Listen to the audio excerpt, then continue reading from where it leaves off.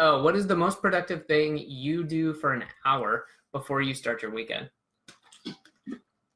Well, I would say it's not always an hour, but the most productive thing I do before starting my weekend, it could be kind of, and I'm going to generalize this. This is a good daily thing if you're kind of shutting down or if you're taking a day off or you're going on vacation.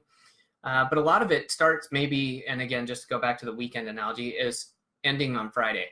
And so kind of closing down that day and making sure that you're closing off those loops and saying, is there anything else I need to do? And then that's pretty straightforward, I think.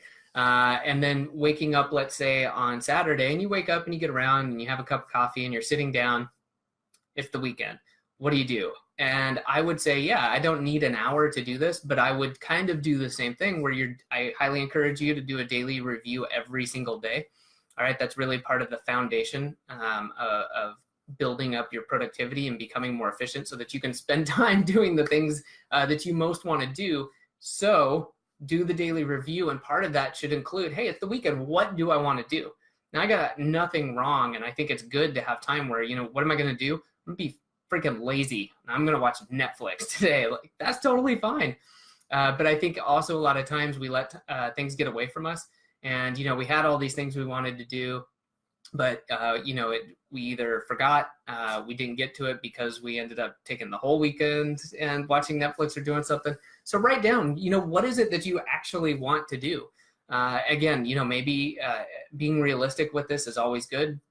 But for example, I want to go on a hike, right? That's one thing. I want to go on a 4 or 5 mile hike. I've been talking about going to that bookstore. I'm going to go there. There's a new restaurant and we're going to go eat there on Sunday afternoon. All right. And for me, this stuff doesn't have to be complicated. It's not as, for me, detailed as like a normal daily plan and saying, okay, here's the tasks and batching and priorities, but just getting those things out. What is it that I want to do? And I find that this will make your weekends kind of like happier, I guess is the way to use it. But as far as like, are you happy? Are you content with what you're doing? And just reaching these little internal goals of doing more things that you want to do, which again, for me is the goal for this stuff. It's not about like, oh, look, I accomplished 10 things. Who cares? I don't. I want to accomplish the one thing that I want to do. And so like for me, that this weekend is going for a trail run. So I make sure that that's what I do. I get out and that's the first thing I do because I love doing it. I want to do it and it's good for me. So I go do it. And after that, I'll actually come down and do my little weekend review and say, okay, I got to pick up the place. We've got a few odds and ends we need to take care of around the house. And then actually there is a bookstore I want to go to. So that's one thing I'm going to do.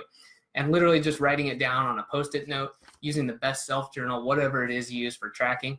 And then you can have that as a quick reference. Be like, oh, that's right. I'm kind of bored. What was it I wanted to do?